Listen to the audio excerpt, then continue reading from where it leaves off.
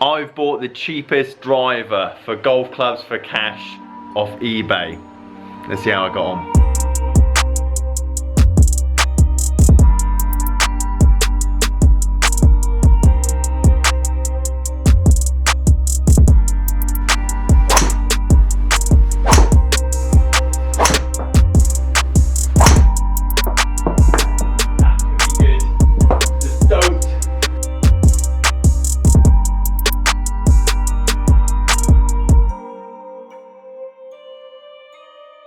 Guys, how you doing? Welcome back to a brand new video. It's Simon down here at Burford Golf Lab, and today I have a £10, not even a £10, £9 with 10% voucher code, something like that, including delivery. I'm going to show you the link up here for this Callaway Warbird Great Big Bertha driver. 1995 this titanium driver came out, and it was one of the first of its kind in terms of a metal wood, i.e. not made out of wood. Therefore, today's test is not only is it ridiculously cheap, £8 including delivery and a head cover, how far have we come? What can I still get out of this? What numbers will it produce? And ultimately, how far will it go? Now, if you did want to have this vintage collector's item in your possession, then leave this video a like, comment down below and subscribe. Just leave me a compelling argument why you actually want this golf club, and obviously I'll get it shipped out to you. Hopefully it's not because you want to use it. But that being said, how far behind are we in terms of performance? 1995 this has come out. We've had 25 years of R&D, money, development, technology, obviously adjustable weighting, lofts, lighter shafts, thinner faces, etc, etc. And this is one of the first of its kind in terms of a titanium head. Before this, we actually had wooden woods. Therefore, I'm intrigued to see what kind of ball speed I can actually produce from this. It's obviously 8.5 degrees loft. It's got just a firm flex shaft, whatever that means. But a £400 driver, I can get a ball speed in excess of about 182, 184 miles an hour. What can I get from this? Is £10 or under £10? Is it going to be a £10 worth of ball speed? Am I only be able to get 30 miles an hour ball speed out of it? Probably not. So it's going to be up there. I want to see how high we can get it up there, and then also distance. Spin is the big key in distance nowadays. The reason the boys on Tour can edit so far is because TrackMan, GC2, you name it, allow them to swing it so they spin at perfect numbers, and the ball speeds they create equals 350-yard drives. The guys on tour in 1995 were able to produce similar ball speeds, even with the clubs that they were using at the time. Spin, research, science wasn't with them. Therefore, they weren't able to necessarily hit 350, 360-yard drives on the regular. Not to mention the ball has changed a lot over the last 25 years, again equaling distance. So, how far can this go? How unforgiving is it? I'm just generally excited to give it a hit. Guys, let's do it. TaylorMade TP5X is the ball of choice, just as it's the ball that's suited to my swing the most. And yeah, let's see how far this goes. First swing of the day, could be ropey. Does look small the head and quite offset just from the dress, like compared to typical drivers on the market at the moment for sure. Oh, tell you what, it sounded quite good. But that is leaking right, heavy right, and not in the middle of the fairway. 169 ball speed out the gates though. Bear in mind my best ball speed with a standard driver is 185. We're only 50 miles an hour off, and I've only just started. Right, let's see if we can get one straight.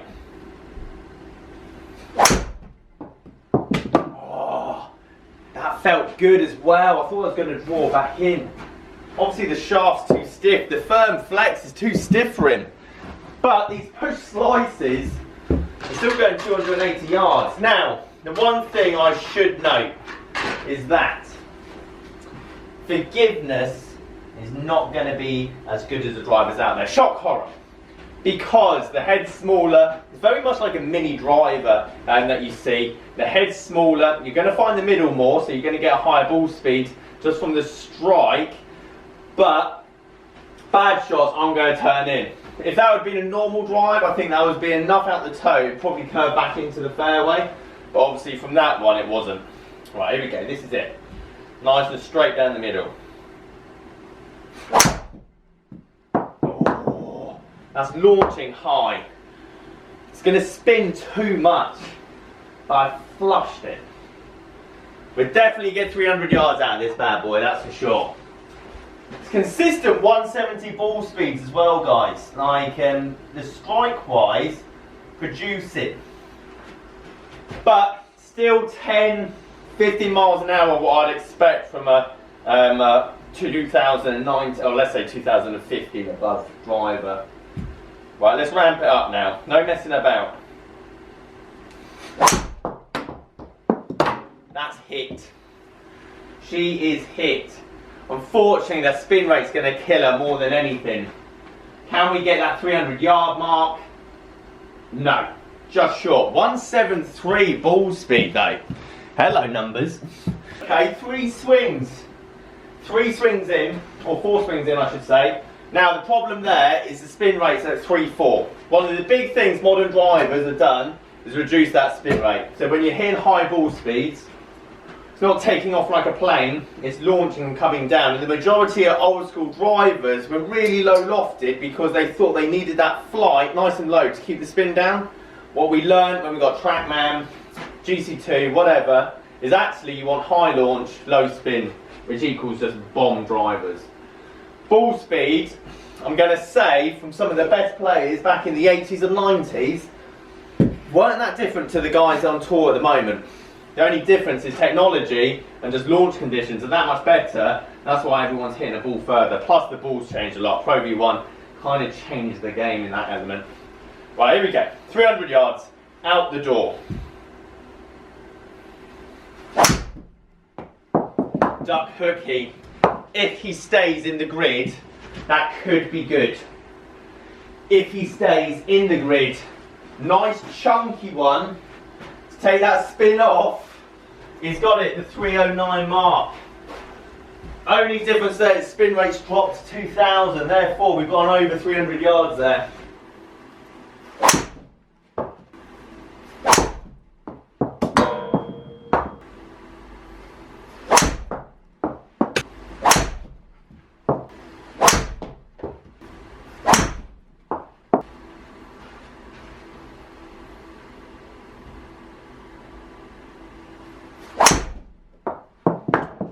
Could be good.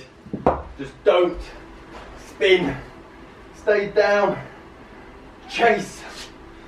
Oh, 220. 177 ball speed on the mark. I think that's as good as I'm going to get it. 320, 8 miles an hour off a normal drive in terms of ball speed, and about 30 yards. There we go, 320 on the mark. We got some 300 yard drives out of this bad boy. Spin rate's the one that killed us. I think the art of knocking spin off a driver probably is gone nowadays, i.e. everyone used to hit a draw, try and knock that spin off. Not many people have to do that now, and you look at a lot of the guys on tour, everyone pretty much hits a straight ball flight because the drivers can knock that spin down, especially with the shafts and the loft, and you can basically just hit a straight ball that's going to go as far as it can. The shortest line between A and B is straight at the end of the day. But overall, what I'm liking is the fact that I spent £8 and I got a driver delivered to me, and if you wanted to go down to the range and start playing golf, this isn't necessarily a bad way to start. It's actually going to be harder for you to learn the game of golf trying to hit one of these, and that's not necessarily a bad thing because it's only going to get easier from the way up from there. Guys, thank you ever so much for watching this video. I hope you liked it. Plenty more videos to come. Leave this video a like, subscribe if you are new. Catch you guys later.